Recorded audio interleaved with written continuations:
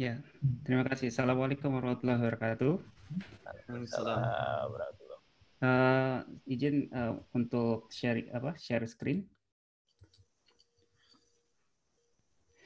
Baik, dalam waktu yang singkat ini, tadi karena sudah diarahkan oleh Pak Moderator untuk saya langsung kepada poin apa yang akan saya sampaikan terkait tentang bagaimana konteks Australia. Tentunya saya tidak perlu lagi menjelaskan dari awal.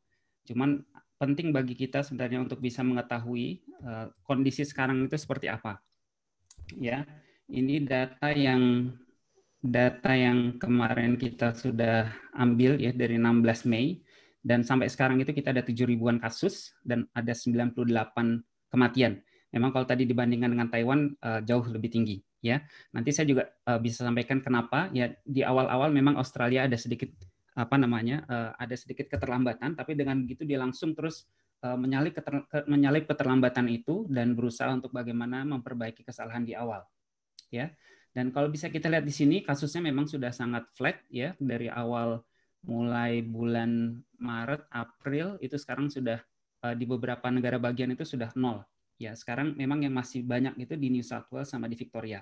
Ya, di Queensland sendiri kasusnya sekarang kalau nggak salah masih hanya ada sekitar 9 kasus atau 6 kasus COVID-19 yang confirm positif di Queensland, di state di mana kami tinggal sekarang.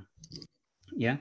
Dan salah satu kelebihannya memang adalah kontak tracing dan juga tes yang sangat banyak dan sangat melibatkan masyarakat, seperti bisa Bapak Ibu semua lihat di sini sudah 1 juta ya, 1.015.652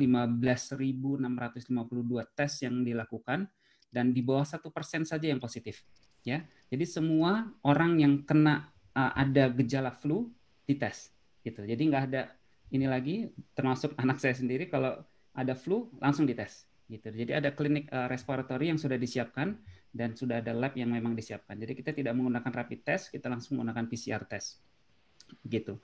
Dan data ini semuanya tersentralisasi sehingga akhirnya mereka bisa laporkan setiap 2 atau 3 hari sekali. Nah, saya akan coba semoga waktunya cukup ya. Jadi di sini saya akan dari awal ketika kasus pertama kali di Wuhan. Jadi mengapa Australia bisa demikian sukses ya dalam hal ini untuk mengatasi COVID-19 ini. Dari mulai awal di bulan Desember kasus itu sudah mulai bermunculan di Wuhan, walaupun belum dianggap sebagai public health emergency of international concern dari WHO untuk selanjutnya disebut sebagai pandemik, itu Australia sudah melakukan sebuah yang namanya planning. Ya, karena Australia itu walaupun dia jauh dari Cina, tapi sebenarnya Australia ini penduduknya banyak orang Cina juga. Gitu. Jadi banyak orang yang mengatakan benua Australia itu kalau dilihat di baliknya itu tulisannya Made in China karena emang banyak sekali semuanya orang-orang Cina yang berdatangan ke Australia, sehingga akhirnya mereka menganggap kasus yang terjadi di Wuhan itu akan menjadi ancaman bagi Australia. Dan memang benar ya, tanggal 20 kalau nggak salah saya 25 Januari itu kasus pertama kali di Australia itu adalah orang dari Wuhan yang waktu itu dia ternyata tinggal sementara dulu di Guangzhou. Ya, jadi ketika di catatan perjalanan itu dia bukan dari Wuhan, dia dari Guangzhou, dia ke Melbourne. Nah, ternyata dia gejalanya timbul di Melbourne. Tapi ternyata orang ini ternyata dari Wuhan. Nah, itu sudah langsung lebih kuat lagi planningnya. Nah, Australia itu ada yang namanya Australian Health Protection Principle Committee. Jadi ini yang menjadi think tank. Dan ini adanya di Canberra, tapi dia melibatkan semua state. Ya, melibatkan semua state yang ada di Australia. Dari planning ini mereka membuat yang namanya evidence-based decision making. Nah, ini yang sedikit membedakan. Di Indonesia juga menggunakan data intelijen. Kita juga menggunakan data intelijen, tapi namanya pandemic intelligence collection. Nah, pandemic intelligence collection ini dia menggunakan 4 data. Yang pertama adalah situasi epidemiologi, yang kedua adalah kapasitas public health systemnya, yang ketiga adalah healthcare system capacity. Jadi dilihat ICU-nya berapa, jumlah bed rumah sakit berapa dan seterusnya. Itu dilihat kapasitas kita, kapasitas testing kita dilihat. Sama yang keempat yang penting adalah bagaimana membentuk atau mengembangkan yang namanya community acceptance dan adherence. Jadi bagaimana mereka melakukan penelitian tentang meningkatkan kedisiplinan masyarakat karena ini menjadi tolak ukur, ya. Lalu yang penting adalah dari evidence based decision making ini mereka mempunyai tujuan yang sama, ya. Tujuan yang sama itu ternyata semuanya, ya tadi kan Dr. Hidayat mengatakan tentang bahwa dari Perpu itu kebanyakan adalah tidak berkaitan dengan kesehatan. Nah, kalau dari sini 4 tujuan utama adalah semuanya berkaitan dengan kesehatan.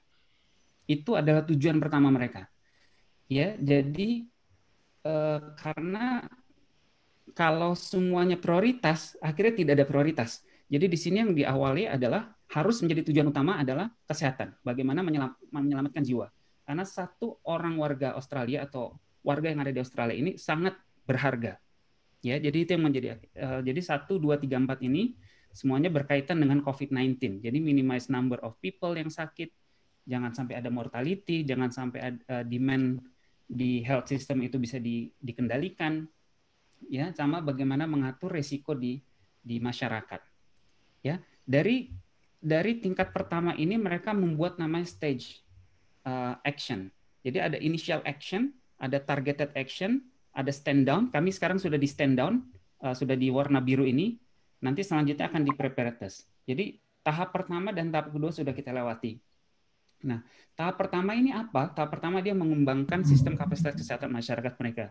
Jadi ICU ditambah, klinik respiratori ditambah, ya tes dan kontak tracing diperkuat dan seterusnya.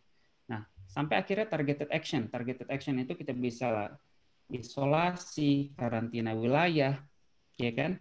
Karantina wilayah. Nah, ini yang tadi saya sebutkan kenapa Australia banyak kasusnya, karena ternyata 70% kasus dari Australia itu berkaitan dengan travel overseas. Jadi kita banyak menjadi tujuan pariwisata orang yang menggunakan cruise, jadi kapal pesiar. Ya, di Queensland itu hampir 80% itu dari kapal pesiar. Jadi datang tapi kapal pesiarnya tidak boleh mendarat atau berlabuh, tapi di situ sudah dianggap sebagai kasus di Australia.